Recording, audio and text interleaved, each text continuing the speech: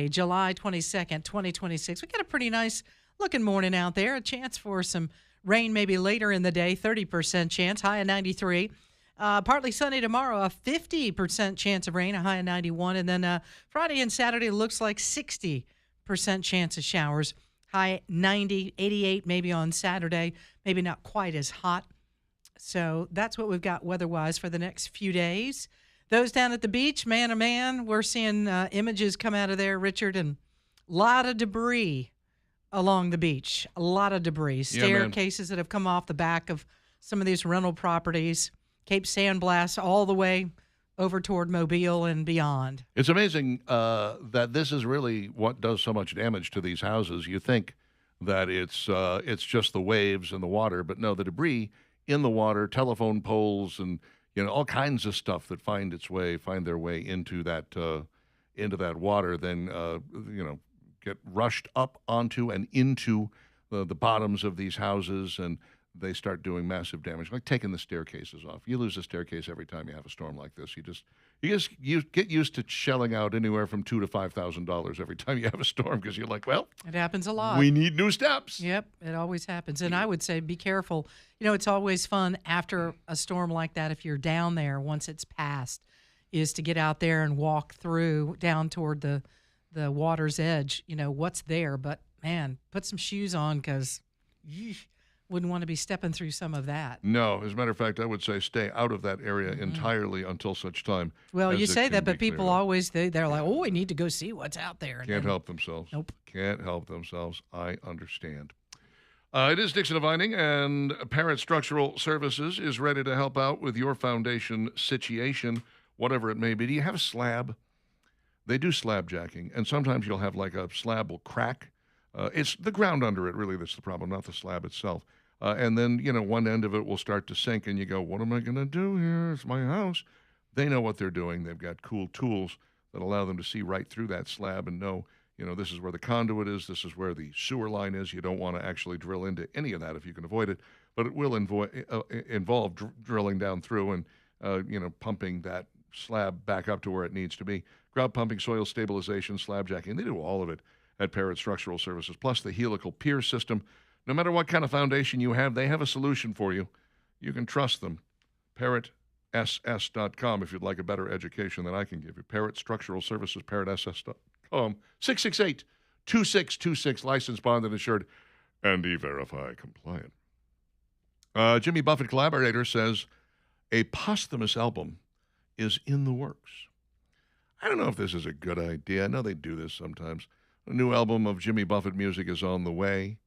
Billboard.com reported Monday that Mac McAnally says he and Michael Utley have been working on a posthumous release that's more than just a greatest hits set. Billboard quoted McAnally as saying that the material is, for the most part, things that have never been out. Some of the music saw a limited release because it was recorded for specific projects, such as TV shows or movies. Music is relatively new, having been recorded since around 2003, and none of those things have ever been on a Jimmy Buffett album. The Coral Reefer Band has been playing one of the songs "Workin' and Playin'" on its tour this summer, according to McAnally. I think Buffett fans will flock to this. Oh, I guarantee if they can get will. some new music. Yeah. They know all of his hits and enjoy those, but if there was something new, I think they'd gravitate to it. My problem with it is this. Like Prince, Prince recorded a lot of stuff, and he had just a ton. Somebody started going through his stuff and said, there's enough here for like 14 more albums that we could put out. And then, they basically read over Prince's wishes, and it was like, don't release any of my stuff. If I'd wanted to release it, I would have done it during my lifetime. That's not good enough. That's why I didn't put it out there. And I don't know if Jimmy Buffett ever wrote anything of that nature or thought that way. Maybe not. Maybe he had intended all along that this stuff was going to finally see the light of day. But if the artist's wishes were, I didn't think that was good enough to release, don't release it. I felt this way, when they came out with the To Kill a Mockingbird follow-up book, The Set of Watchmen. I was like, no, she didn't want that out there. She didn't. Harper Lee specifically said she wasn't going to release that. Well, that's the thing. If they specifically say that, then I would say, don't go against their wishes, because they're not here to stop you from doing it. But if they don't say anything and it, I don't know, all the work is there, I don't know. Well, and I guess the other question would be how many musicians could we possibly, or writers for that matter, have put out a whole bunch of work and then they look at it and go, not really ready to release that, so they set it aside and they never had the intention of releasing it in the first place. Yeah. I think of like Tom Scholz from Boston. I mean, how many records they put out and how much stuff has he actually done in that time that he went, not good enough to make the album. No, we're not putting that on there. Well, at least you got a couple of good guys. I think people that Jimmy Buffett trusted, Mac McAnally and Utley, here are two guys that he worked with very closely, and so a case can be made that if they're making a judgment call that this is probably okay to do. Now, on the other hand, how much money are they raking in from this thing? That's the real question. Michael Utley and Mac McAnally, if they're going to benefit financially from this, then you might want to look a little askance at it, much like Harper Lee's sister, who put out that book, and it was like, you just want this because you want the money. You got the power of attorney, and this isn't supposed to be happening. Yeah, do the right thing for the person that is deceased. That's what you're supposed to be doing, the right thing. But you're absolutely right in that parrot heads are going to love this. Oh, they're going to to be like, lose their minds new over it. music. Yeah. Cool. Bill Maher, he got the Mark Twain Award at the Kennedy Center, right? The Trump Kennedy Center. I'm sorry, the Kennedy Center. You know what? If you want to put it on there, you put it on you there. can go ahead and they knock took yourself it out. off. They it was recorded for Netflix, and it just got out there, and I watched a little bit. I saw it up to the point where Bill Maher himself is about to take the stage, and he talked a great deal on his shows about what the hell's going on with the tax burden. This is funny. This is a guy who, dyed-in-the-wool Democrat, absolute, almost commie pinko liberal back in the day. Now the Democrat Party has gone so far left, they have left him behind. And he's saying things like, I pay approximately 60% of what I make in taxes. When you add up property taxes, local taxes, state taxes, he's in California, of course, right, and federal taxes, I'm paying approximately 60%. Explain how we still have poor people in this country. What are you doing with my money, And it's like, good. I'm glad to see you're opening your eyes and you're beginning to realize. Come on, get away from the dark side there. Yeah. Bill. Not only move from the dark side, Bill. Come on over here. But I think Bill Maher was the perfect selection for the Mark Twain Award because Twain was funny but political, and political but funny.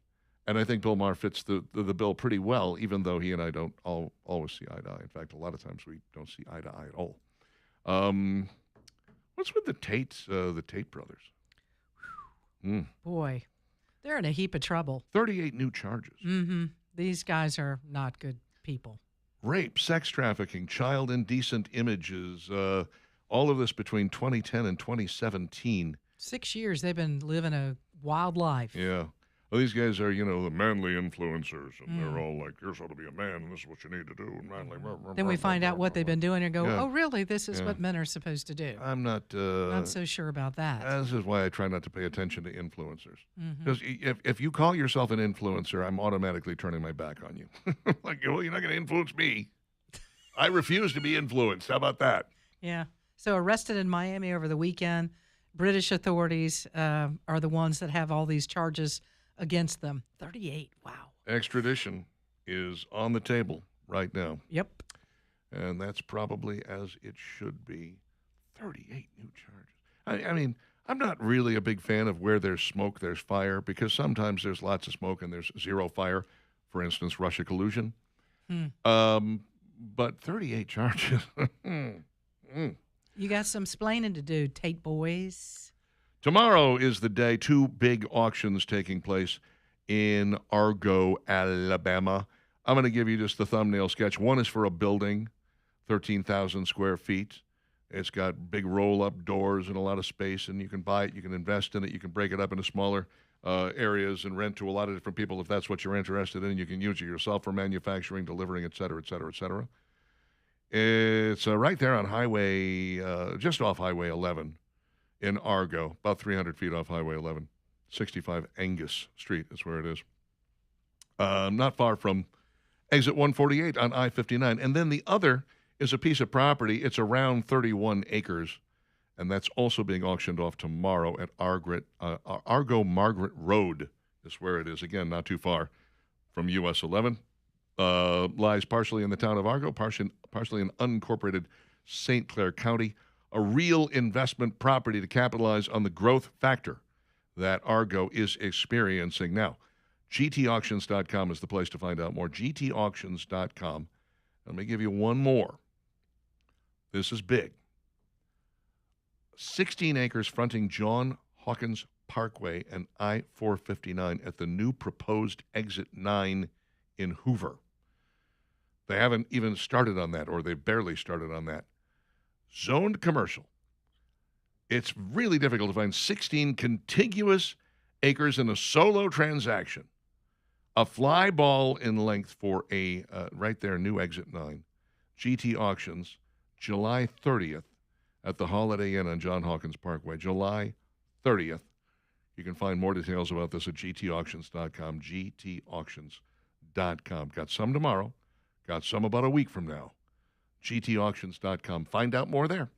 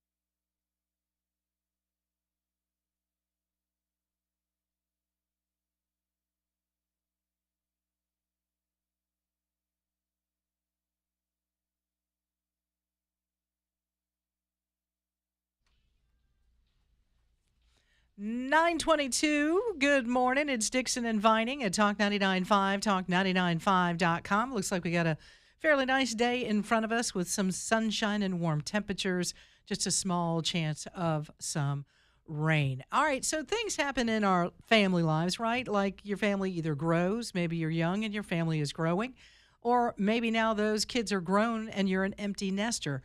Those are factors in when and what you drive, right? So if your family's growing, you might need a fairly large vehicle. You might need an SUV, a larger SUV than what you currently have. If you're an empty nester, maybe you got that SUV and go, I don't need this anymore. I want something a little sportier. Well, the big question is, what are you going to do with that used vehicle? I can't think of a better way to sell a vehicle than through Birmingham Broker. I have had the experience. I know what Craig and the guys at Birmingham Broker can do. They make it simple. They make it safe. They make it easy. They do it fairly quick. They know how to price the vehicle and get it listed and find the buyer. And you don't have to do a thing except for to get the vehicle to them. And that's easy too. Downtown Birmingham is where they are located, 2224 4th Avenue South. They always say it, just pull right up in the bay from 4th Avenue, and you're right there talking to them about the time you step out of the vehicle. You give them a short period of time to take a look at the car, maybe 15, 20 minutes. You could do that on your lunch hour. They'll tell you the price. They say, we're going to list it for this number, and you will know what the price is. And then let them go to work for you. They'll get it sold as quickly as they can and then get you a check. It's a beautiful process. I can't think of a better way to sell a used car than through these guys. So give them a try. BehamBroker.com is the website. And again, they're downtown Birmingham. Again, the website is BehamBroker.com. It's Steve's turn. So Ryan Reynolds, no doubt, has had a very successful career in Hollywood. I don't think anybody can argue that. But if you were to ask the vast majority of people what his best-known role is, you're probably going to get most people saying Deadpool. He's played it in 3 different movies and done so in some other appearances as well, but have we or have we not seen or heard the last of Deadpool? I mean, it's been a couple of years now, and effectively he has said nothing about his character as known as the Merc with a Mouth. Well, he was at Fanatics Fest over this past weekend, and he made an appearance, and he got to talking about the character and said, quote, there's stuff upcoming. There's eventually, remotely, another Deadpool film. It's going to be great. He seems like he's waffling a bit, doesn't he? But he stopped about right there. He didn't give any real details. Is this going to be another solo outing like the first 2, or was it going to be more of an ensemble film like Deadpool and Wolverine? Well, since he's now officially part of the Marvel Cinematic Universe, could he maybe get associated a little bit more with the X-Men? Because in the comic books, he's always been loosely associated with them. Last year, he got to talking to the Hollywood Reporter and hinted it likely would not be a solo project if it were to happen. Quote, a 4th film feels like a little iterative and a little redundant. Doesn't mean sacrificing fun. There is still an arc for Deadpool, which is fulfilling and powerful. And there's certainly a market for it. As each Deadpool film has made big money, Deadpool and Wolverine brought in $1.3 billion worldwide. It is currently standing as the biggest moneymaker amongst all R-rated films. So while nothing appears imminent when it comes to Deadpool, for fans of the franchise, it appears that at some point in time it'll continue as long as the story's a good one. But that's the trick, isn't it? Marvel? Getting a good storyline? Right, Marvel? Look, the DCU is having their problems as well. Just saying, look at the history of what Marvel's done over the last, 4 or 5 years. Yeah, it hasn't been pretty. Other than Deadpool, really has not, no. And I love Marvel films. But I can sit here and tell you that after Avengers Endgame, we kind of went downhill. I think Spider-Man Brand New Day might be good. Next week, I'll check it out. It's a combination of Marvel and Sony still, isn't it? Or did Marvel they still buy have that the rights back? for it. Okay. I think the Spider-Man films have been working. This one might work as well. We'll see. But yeah, you're right. I mean, when you start looking at things like The Marvels, Madam Web, there's some stuff that just has gone completely off the rails, and you're like, okay, just admit you're out of ideas, and stop. You don't have to make more of these if you don't want to, or revisit some of the great stuff that we've seen and loved before, like Spider-Man seems to work consistently. Bring us a new Iron Man adventure from a different universe, from one of the other timelines or something like that. It will be interesting to see how they're going to bring back Robert Downey Jr. with Avengers Doomsday coming up later this year. Yeah, apparently they've changed the name of Dr. Doom or something. Something like that. He's I don't know. Mr. Doom now. He lost his medical license. No I more guess is what Dr. happened. Doom. That doesn't sound nearly as frightening, does it, Mr. No, it Doom? doesn't. You're like, oh, Doesn't quite have that punch. Dr. Doom sounds horrible. Dr. Mr. Doom Doom sounds like an Undertaker. You know, just like that's not that scary at all now that I think of it. Hey, look, well, Captain America, of course, not going to work out because of Avengers Endgame. You can stop making Black Panther movies in a minute now. You know, there's no point I don't in think that. that there's another one in the pipeline, if I remember hearing. Losing Chadwick Boseman was a Horrible, bad yeah. scene. But also, you know, all it takes is one bad movie to screw up a franchise horribly. See Joker Folie à Deux, which I saw a little piece of the other day. Oh, did you? I was kind of scanning through the channels. I was about to take off and go somewhere, and I was like, God, I got like 15 minutes to kill. Not enough time to take on a new project or do something, you know, serious. So I just sat down and turned on the TV, kill 15 minutes. I'm like, oh, Joker Folie à Deux is on TNT. Never seen that. I flip over there. Steve Coogan with an American accent is creepy. That's number one. But I really liked it. The 15 minutes I saw, I was like, I got to see the rest of this movie. I knew I would like it because it's a musical and I like musicals. That's true. So I was like, oh, now I have to make time to see the rest of this movie. Of course you do. Yeah, I'll look it up. I'll record it or something. I'll get it on my YouTube DVD. Might be a rainy DVR, weekend, whatever. huh? Yeah, anything like that. I can just kind of settle in and capture a nice 2-3 hour movie with Arthur Fleck and see how that goes. But yeah, you're right, Steve. I'll wait for your review. yeah. You tell me, and then maybe I'll watch it. I don't know. When they're out of ideas, it's sometimes best to just hang it up and walk away. Yeah. Or wait for a while. I Yeah. mean, you know, Tom Cruise waited, 30-something years for a new Top Gun. Mm-hmm. Could have waited another 5 or 10, I'm assuming. 9:30, Dixon and Vining. Stick around.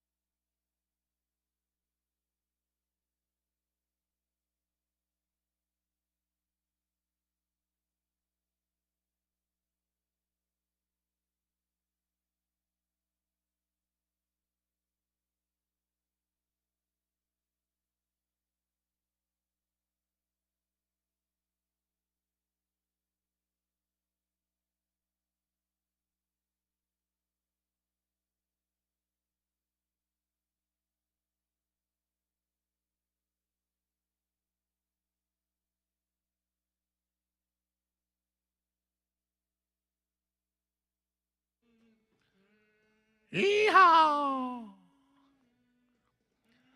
9:36, Dixon of Vining, Talk 99.5, Talk 99.5.com. When you're just a little draggy, when you wake up in the morning and you're facing another day and you're going, hey, boy, how quickly can I get this over with? How quickly can I come back here, lie down in my bed, and go back to sleep? You may be struggling with low T, my friend, and it might be time to talk to somebody about it. The Alabama Men's Clinic is in the business of helping you get your testosterone level back up between 600 and 900, where it belongs. Part of the problem here is that you got so many products out there selling now, the pills that you can take, over the counter, and just buy these at your local health food store. Not going to do the job. They don't even come close. You're talking real medicine here. You're talking about a real need for a doctor's prescription to get you what you need, which is testosterone into your body. There's a number of ways to do it, and the Alabama Men's Clinic can talk to you about it and then test you pretty regularly to make sure that it is where it needs to be. That's what they do at the Alabama Men's Clinic. 598-7000, the telephone number, 598-7000. You can find them online at alabamamensclinic.com. Make an appointment there. It is urology-backed science. It is whole body treatment, like they are going to treat the whole you, which is really impressive. They do a great job of it. And I'm a satisfied customer, I can tell you that. Just give them a try, alabamamensclinic.com. And if you show up for that initial consultation, $99, and you don't like it, leave and never go back. But I think you're going to find yourself a very satisfied customer as well. 598-7000, make an appointment today. Begin changing your life almost immediately. Waldo's Chicken and Beer has signed the lease at the old Little Donkey location in Valley Post in Chelsea. And they plan to open their doors in early fall. That according to Casey Atherton, the operating partner of the growing restaurant chain. Waldo's is delicious. I love Waldo's, yeah. It's good food. We were there Good for service. the fried chicken test The one in 2 years ago. Yeah, Yep. the one that's over in Vestavia, Now there's Harbor one. Heights. Yeah. I've been to the Pelham one. Yeah. Really good. And Very nice. I'm glad to see that the other side of town, down there, 280 in Donovan Valley, Absolutely. is where this is going to go. I think this is a great spot. And apparently Casey lives in that area. And so he's super excited about, having one close to home. So I think the people in that area are going to adore it, and Yeah. I think that it's going to bring a bunch of jobs too, 40 jobs. Yep. Not And too they're going to shabby. probably need some more businesses in that Valley Post Oh, no area question. because, again, you had numerous things going on there. I think there were like 4. Mhm. So maybe there'll be some others that join Waldo's, and How about a sushi place? a sushi would be good, Yeah, an well, ice cream place or oh, a dessert bakery, yeah. something like that. Okay. you know. Now you are talking. Yeah. Steak and Shake has allegedly installed anti-theft QR readers for their fountain soda machines, sparking calls for a boycott. Look, little by little, the self-serve soda is going away. Because people take advantage of it. Well, you yeah. know? Also, it can be a little costly if you're ever going to continue to allow people to get as much as they want. Steak and Shake says, look, we're going to let you have 40 ounces. It's a 20-ounce cup. You can refill it once. That's not bad for the price. Pretty I good. mean, I know that Europeans were losing their minds over the free refills, but the fact is getting to fill up twice for one price is not shabby at all. McDonald's is going to eventually do away with all of their self-serve machines, and you get one drink. You buy one drink, and if you need another drink, you get to pay for it again. Now, that's the European model. I think Wendy's is going to continue with the way they've been doing things. Chick-fil-A, you can bring your cup back up and go, I need some more Diet Coke. And they'll be like, no problem. Yep. My pleasure. Because that's the way they are at Chick-fil-A. That's Jesus chicken. Sure is. Um, Yeah, apparently you're going to need to scan your QR code when it comes to Steak and Shake, and customers didn't like that. They were like, well, we just need to show proof of purchase Yeah. from the first one. Sure.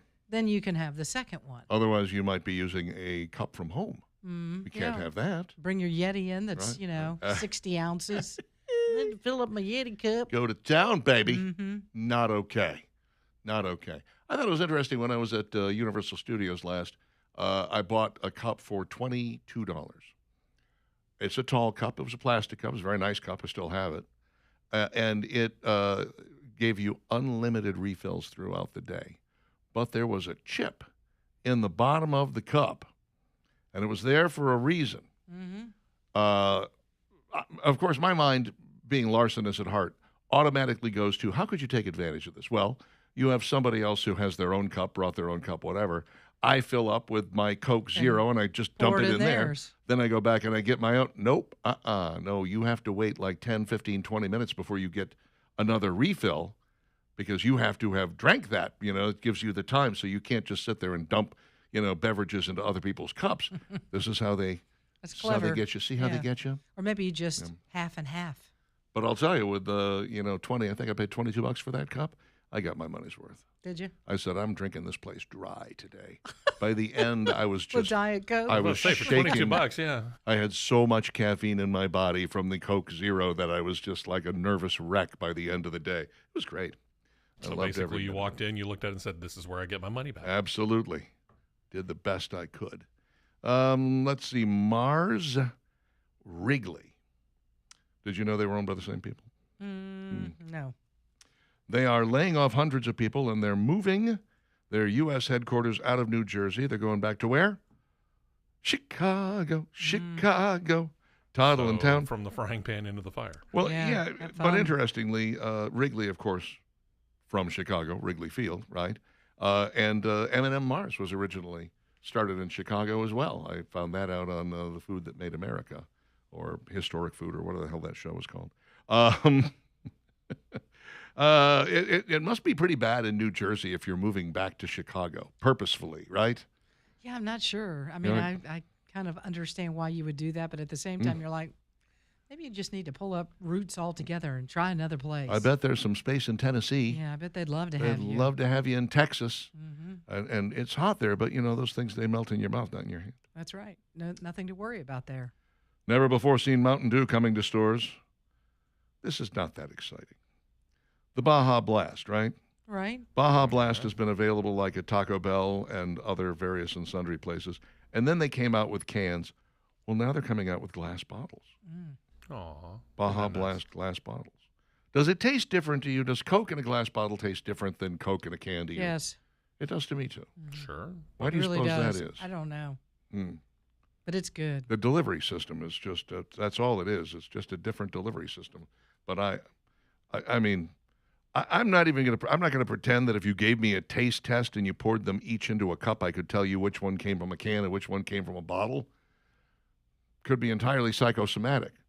But that little 7.5 ounce Coke bottle Sweet. It is so sweet. going out of a cooler full of ice, sweating Yep. on a hot day. I want those old machines where you'd open up the Oh, little yeah. door and you'd Yeah. pull it out of the, Mm-hmm. you know what I'm talking about? Yes, indeedy. Assuming it worked right. Yeah. Yeah, when it worked right. And then you Because would when go, it would release it, you'd be like, oh my gosh. Let it go. We had one of these at the radio station I worked at in the middle of the country, and everybody used it all the time.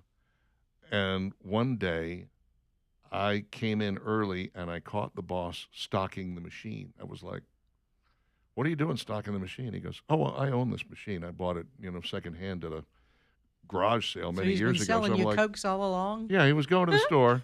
He was buying Coke, at bulk rate, and then selling to us at, say, I was like, I told the rest of the staff, and they all went like, we're never using that machine again. Everyone bought their own stuff at convenience stores and brought it in, and eventually his Coke, So he's taking a cut. his Coke machine money dropped off to nothing. Maybe that's what's going on at the Ford Cafe, Could be. where the boss is getting part of the cut. That might be it. And he's like, oh, That's no, why- you're not going to steal from here. Why we have to fire these people that steal. That's right. The In-N-Out CEO, she is one of the few female billionaires in the United States, and a very nice lady from what I understand. Sharp. She's, I think, the granddaughter of the founders.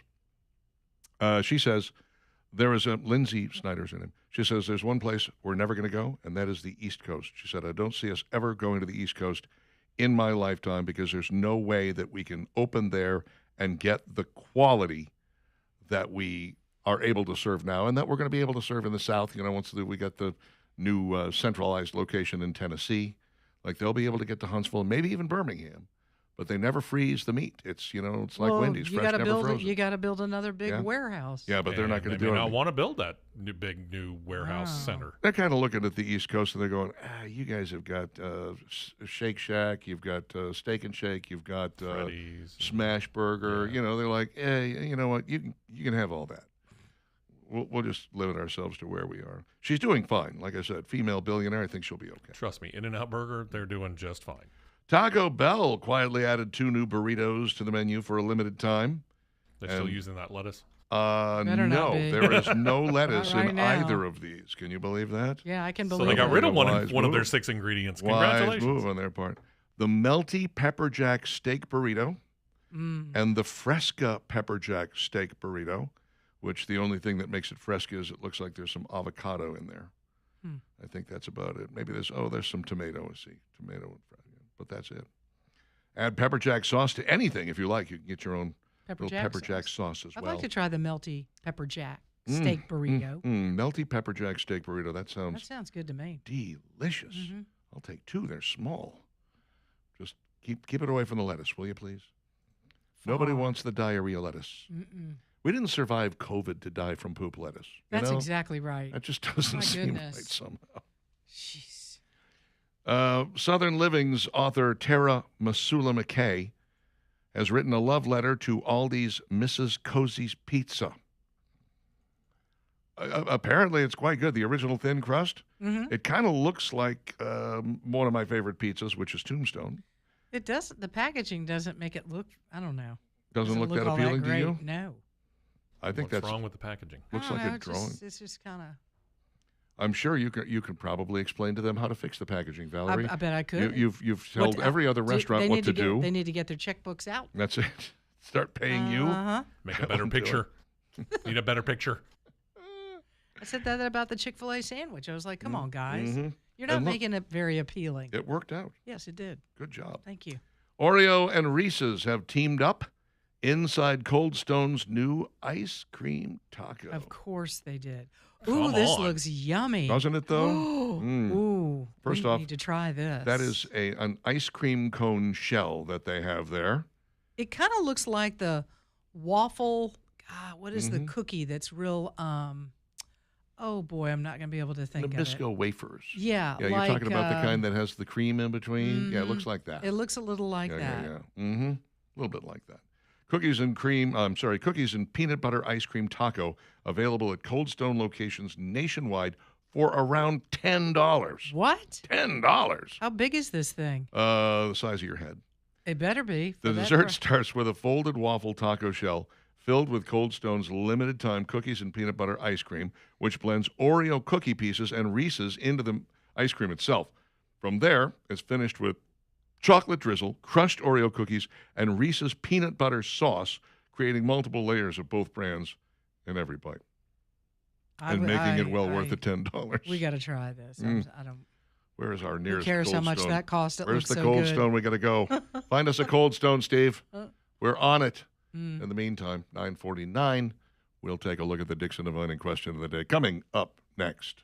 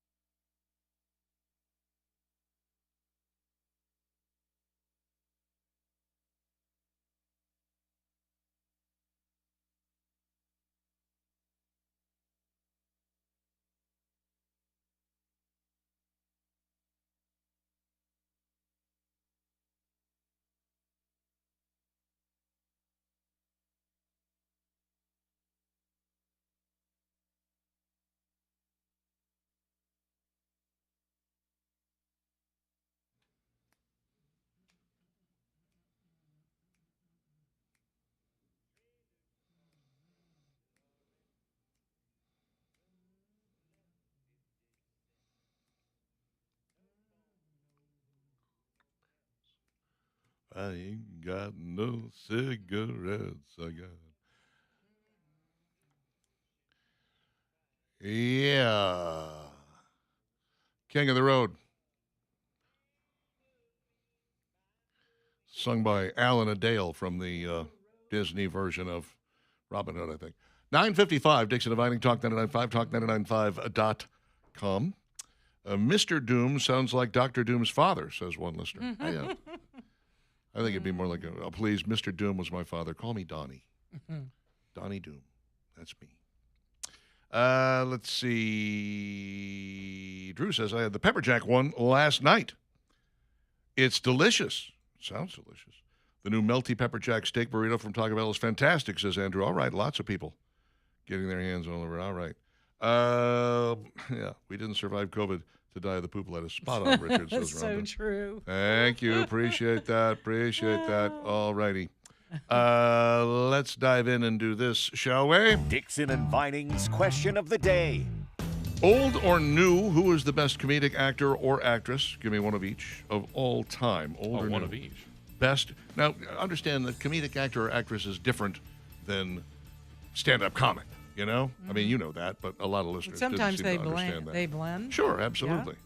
But you don't have to give me one of each. You can just one or the other, whatever works for you. Okay. Because the first person that actually came to mind on this was Jackie Gleason.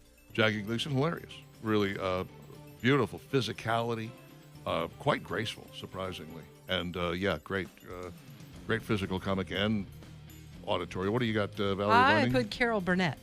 Carol Burnett is tough to beat. The only person I think, the only female I think who could even come close to her and perhaps eclipse her is Lucille Ball, which would be my choice. And by the way, for the guy, you're not going to believe this, John Ritter. John Ritter was, again, Underrated. completely underrated. One of the funniest comedic actors. Mom and Dad Save the World is a great movie. It's a kid's movie, but it's funny as hell, and John Ritter is fantastic in it. He was great, of course, in Three's Company, 8 Simple Rules for Dating My Daughter, and that scene where he died from the heart thing. What are some of the answers that we received online? You axe. Well, I happen to have the answer. John Candy. See, I kind of have to base things on how many stinkers did they put out? That's how you're basing it. And Candy had a lot of bad ones. Yeah, I mean, he he did. really did. Don't get me wrong. The stuff he was good in, he shined absolutely. Oh, yeah. But there was some stuff that was just like, ugh. I say this, even Robin Williams had some really terrible movies. Death to Smoochie? Like, oh. Yeah, Man of the Year? No. Oh. Some of that was really, really bad. I have to say either Jim Varney or Robin Williams. Both were amazing, says John. Okay. Greg says George Carlin. Again, not a comedic actor, just a stand-up comic. Peter Sellers says Bill, good call. Sam yeah, Kinison, once again, stand-up comic. Steve Martin, Chevy Chase, Jack Black. Jack Black, okay, I'll take that. I like that. Bill Murray. Evan says Tim Conway. Tim Conway, fantastic in everything. I mean, he was in some goofy Disney movies, but fantastic in absolutely everything he was ever in. Gilda Radner says one. Red Skelton and Lucille lady. Ball. Yeah, Jack Benny. Bob Newhart. Bob had one shtick, man, and it worked for him. It worked really well. Julia Louis-Dreyfus. Jerry Lewis. Oh, Jerry Lewis, okay, good call. I like that. Robin Williams, Tim Conway, Jonathan Winters. Very good. Bernie Mac, says Clint. I like Bernie Mac a lot. Female Madeline Kahn. Oh, Madeline Kahn. Wow, I wish I'd thought of that. No kidding. She was brilliant. Good call. Yeah, Terry Garr would fit into that category as well. Terry Agreed. Garr was also fantastic in almost everything she was in. Bill Murray's facial expressions. Buster Keaton, yes. I would throw in Charlie Chaplin as long as we're going back that far. And Stan Laurel. Great physical comic. Let's see. My family would say it's me because I got the jokes, says Tish. Really? You say so. Humble, too. Gene Tracy. I don't know who that is. Before my time, obviously. W.C. Fields. Somebody said Chris Farley. Have we Chris said Farley. that yet? Oh, great. Very Great funny. physical comedian. Tanya. Right there. Leslie Nielsen. Leslie Nielsen. Good. Mr. Bean. Yeah. Rowan Atkinson. He fits the bill as well. Rowan Atkinson could be funny both verbally and physically. I would throw in Groucho Marx. Harpo Marx for the physicality of it. All very good. There's a lot of people that you could name for this, and probably a bad idea to try to narrow it down. Let's just thank the good Lord that we have access to all of them, Amen. old and young. All right, 10 o'clock. It's time for Skippy and Jimbo. That is to say, The Line with Andrew McLean. No Jimbo. No Jimbo. No Jimbo. Dixon and Vining out of here tomorrow morning, dark and early, 6 a.m.